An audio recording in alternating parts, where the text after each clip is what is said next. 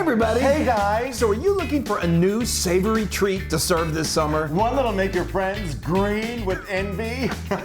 Well, you've got to make our fried green tomatoes. Oh, yay! So it all starts off with those gorgeous little green tomatoes. Oh, and they are sliced into these beautiful medallions. Oh, yes. And here is the best part. Ooh, they are lightly breaded and fried until perfectly crunchy and golden. Oh, they are little slices of heaven. Perfect for plunging into your favorite dip. Oh, so good.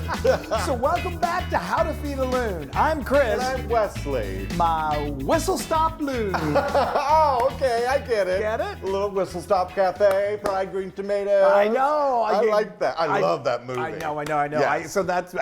Well, it's not that old of a movie. It's a ways back, but Yeah, it was Jessica it is. Tandy And Kathy Bates. Kathy Bates. Okay, Yes. I always forget that. Anyway, Yes. It was wonderful, and I think the best thing about that movie, besides it was a really good movie, it exposed the world to fried green tomatoes, which is one of our. It's a southern treat in the south of the United States, and Yes. so we're going to show you how to make it. And it's so Yes. wonderful. These are our version, and we love them, and we eat them all the time. We really do. So these are, guess what? Green tomatoes. So Yes. there are, just so you know, there are a couple of different kinds of green tomatoes. These that we're going to be using, that you want to use for this dish, are just regular tomatoes that haven't fully ripened yet. And we're going to deep fry them, so it's going to soften them up, but they're super delicious, and they got a little bit of a sweetness to them before they get fully ripened. Yes. You can also find just regular green tomatoes, like heirloom tomatoes can be green, and those are fully ripened. We're not going to do those. We're going to do unripened green tomatoes. And these are great because they're a little sturdier, and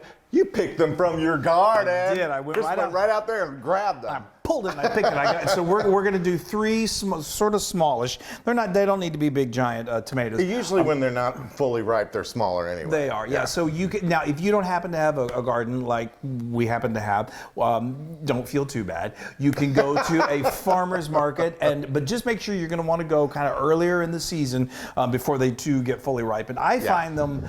We're here in Texas, and I find them at the supermarkets, at all kinds of markets, early in the tomato season. Yes. So seek it out. It's so much fun. Yes. Okay, Let's get started. Let's Come do this, on. baby. I've been talking too much. Okay, so all I'm going to do is I'm just going to cut off the end right here and see what that looks like. It's so beautiful. It's so green. Yes. So now And you can see the firmness of it. Yeah, too, which makes it easy to cut. Easy to slice, which is nice. And we can usually get, and just eyeball it, but you can usually get 3 nice slices. Again, it's going to depend on the size of the tomato. Don't cut yourself. I know, you don't want them too thick. That would be real, then they wouldn't be green anymore.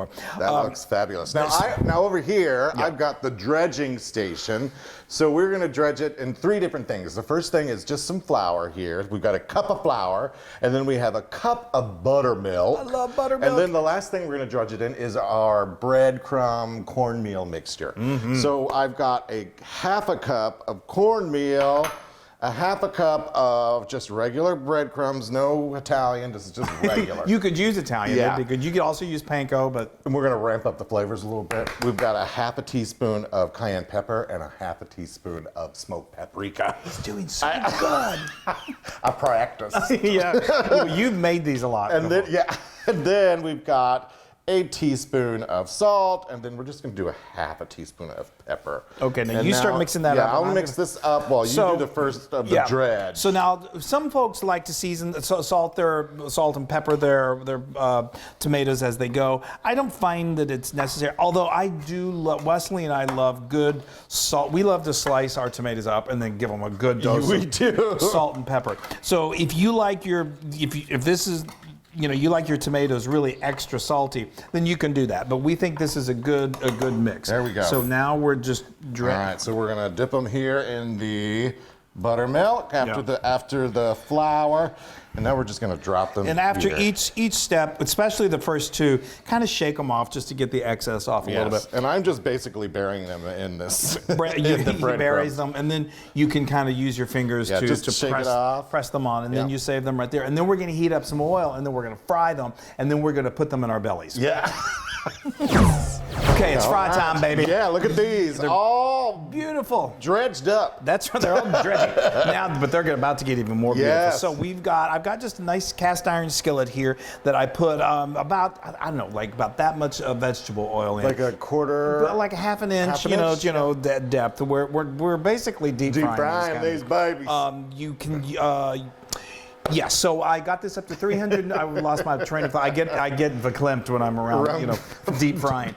So you can use a candy thermometer, something sort of like this old thing that I've got that I've had for been years. around forever. That will tell me when it's 350. If you don't have one of those, you can just do the little toss in a little cornmeal in there, and if it sizzles nicely, it's piece of bread. Piece of bread. Yes. If it's too screeching hot, it's going to Come not on, be let's good. get it in there. Okay. Do these in batches. Okay. So now we're going to just. Oh, look at that. I would say do these in about 2 batches. Oh, you guys. This is so perfect. And these do not take long at all, which is another wonderful thing about them because you don't have to sit and wait. So we're going to let these go for about 2 minutes on one side, and then we flip them, let them go for another couple minutes.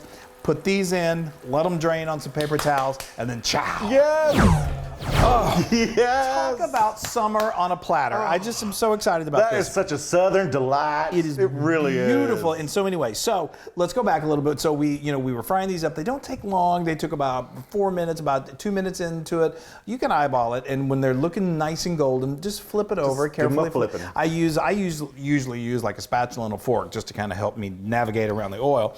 And then I again use my fork and my spatula to just kind of lift them up out of the oil, help kind of let some of that oil drain off, and then place it on a plate that's been lined with paper towels to drain, and then you're going to finish off, and then we've transferred them to this platter. And look at how gorgeous that is. So All right, come on, bring one over to me. I'm going to bring you 2. Oh, yeah. Just because why not? Oh, yes, put that one under there. Oh, it's so there's piping hot. Now this is I said your favorite dipping sauce. We love. Keep it down there. Yeah. Keep it down. We love homemade ranch, and so this is our homemade ranch. I'll let you just kind of dole some on there. This is just a little topper twister. I know. They don't really need anything, but they really do. They're great with a dip. Yes.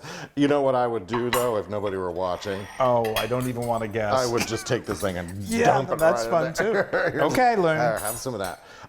Y'all, you can eat these with a fork and a knife, or you can just pick them up with your fingers. That's what I'm going to do right now. Oh, the crunch. The crunch. Oh, yeah, get a napkin. Aren't they spectacular? The crunch on the inside, outside, and then the softness on the inside. Talk to us, Loon. Talk. So good. Did you hear that crunch? I did. We all did. Y'all. So this wonderful, like salty, crunchy bread around this wonderfully tangy, but yet a touch of sweetness. Yes, it's so. It's it's just something you have to experience. You really do, and it's so good, and it's 1,000% Loon approved. Wow, 1,000. Oh well. I know. Well, it's fried green tomatoes. How can it not be? I mean, that is. All of our friends that have ever had these before, like, are you making these again? When are you making them? I know. And you saw how easy they are to make. Y'all, look at that. It is so. That is just. They're great. The only thing is that you got to kind of time it right. So when these green tomatoes are available, because when they're available, they're everywhere. But when they're not. Anyway, speaking of this is our homemade ranch dressing. It is to die for. You got to make it with these. Yeah, or if you want to fry up some more vegetables, you can go with our fried zucchini. All right, bye everybody. Yay, get this recipe on howtofeedaloon.com. Happy summer! Yay!